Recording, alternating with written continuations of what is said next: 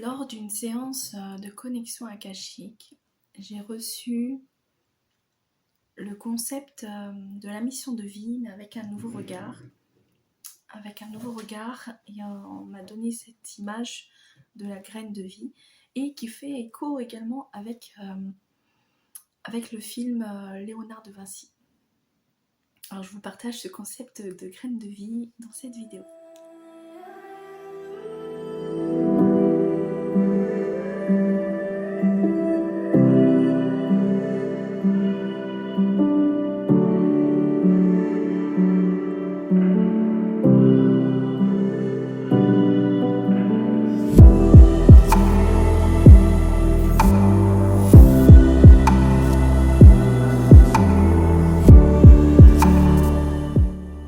Je suis Emmanuelle Loireau, praticienne en libération des mémoires émotionnelles inconscientes. J'aide les personnes qui ont perdu le sens de leur vie, qui sont drivées par des émotions, des peurs irrationnelles, à se libérer de ces blocages, de ces mémoires émotionnelles inconscientes et akashiques pour vivre une vie plus sereine, prospère et pleine de sens. Je les aide à vivre leur projet d'être. Alors, la graine de vie est vraiment notre mission et comprendre vraiment quelle était. Je vais prendre une analogie et vous permettre de visualiser cela avec une graine classique. La graine d'un arbre, on va dire la graine d'un chêne. On a cette graine.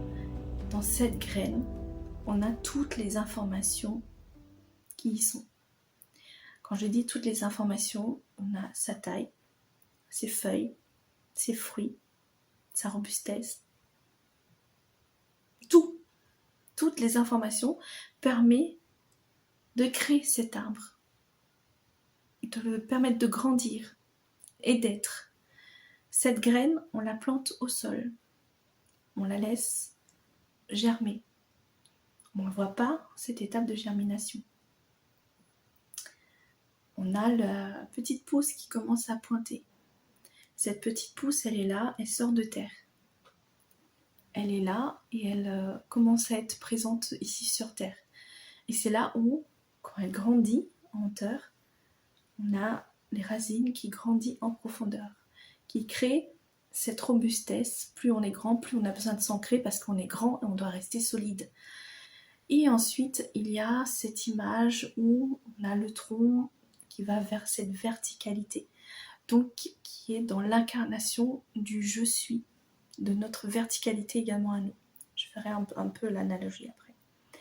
Et tout monte, et on a l'arbre qui est là, qui se déploie avec les branches, les feuilles, et ensuite les fruits. Tout est là, tout est présent. On a la solidité intérieure. On a écouté son être. On a l'abondance. Je donne mes fruits. Je transmets également, parce qu'on a dans chaque fruit les graines, et les graines ont ces mêmes informations et se déposent dans le sol et se transmet. Et c'est ça en fait l'idée, c'est de transmettre notre essence, transmettre à partir de qui on est, notre savoir. Et tout part de notre graine à nous, notre graine de vie, notre âme. Notre âme a toute notre information de qui on est, notre je suis, notre mission, et tout ce qui nous permet d'être et de vivre dans cette vie. Notre graine, elle s'implante sans racine, elle vient ici sur Terre en s'incarnant dans un bébé. Et toutes ces phases de gestation, germination. Ensuite, quand le bébé naît, donc c'est comme si c'est la première pousse qui sort. Et on a toutes les phases de naissance, d'éveil et d'évolution d'un enfant avec ses différentes tranches d'âge. L'évolution est conjointement liée également avec les différents chakras. Au moment de s'ancrer sur terre, découvrir la relation avec soi, découvrir également la force sexuelle, découvrir la confiance en soi, etc. Et tout ça nous permet de découvrir qui on est et nous aider à grandir et pousser dans notre verticalité. Et cette verticalité, c'est notre colonne vertébrale. Et cette colonne vertébrale nous amène à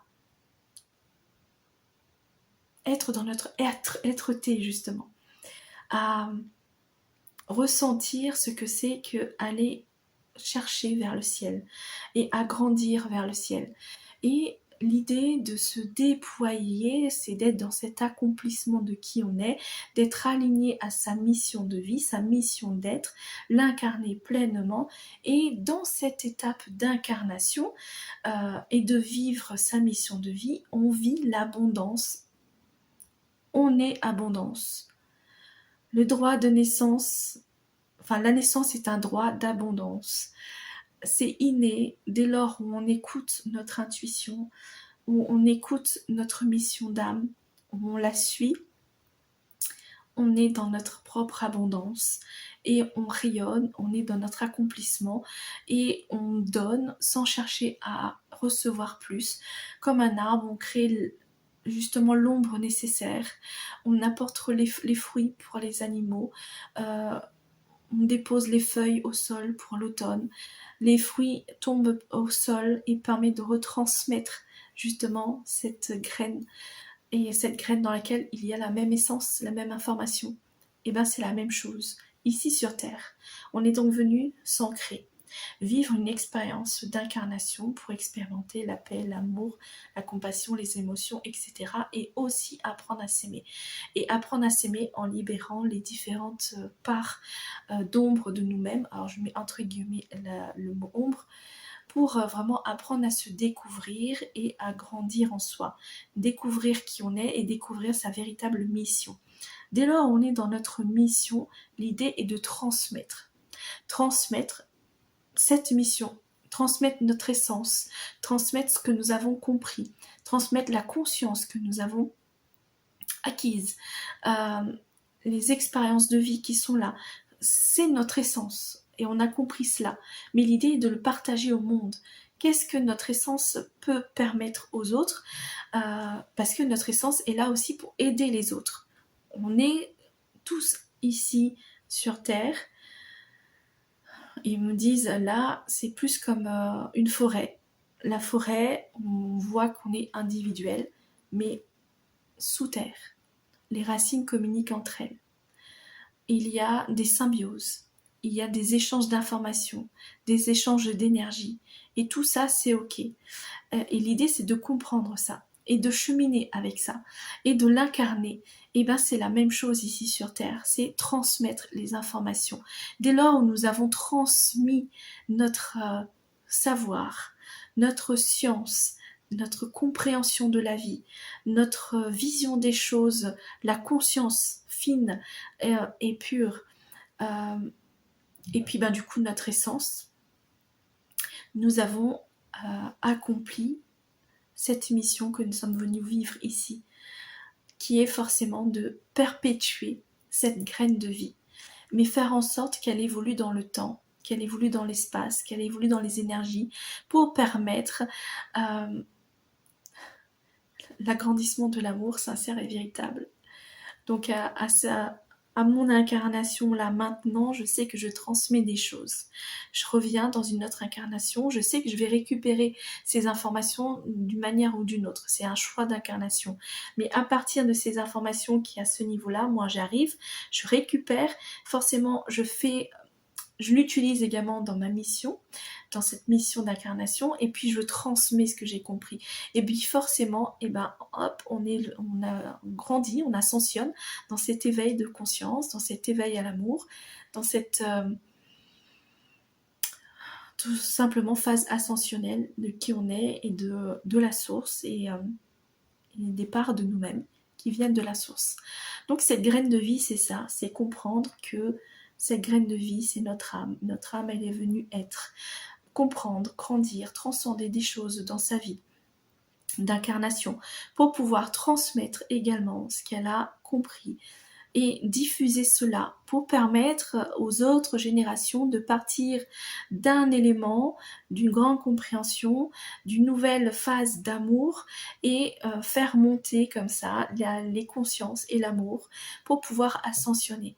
Et cette graine de vie, ben, notre âme, elle est venue transmettre son savoir, sa conscience à partir de son expérience et à partir de ce qu'elle comprend de ce que c'est l'amour, de ce que c'est l'âme, de ce que c'est la conscience, et tout cela dans l'idée de transmettre aux autres pour pouvoir grandir et transcender et permettre l'éveil des consciences, l'éveil de la planète, l'éveil de tout et du tout et de toute chose.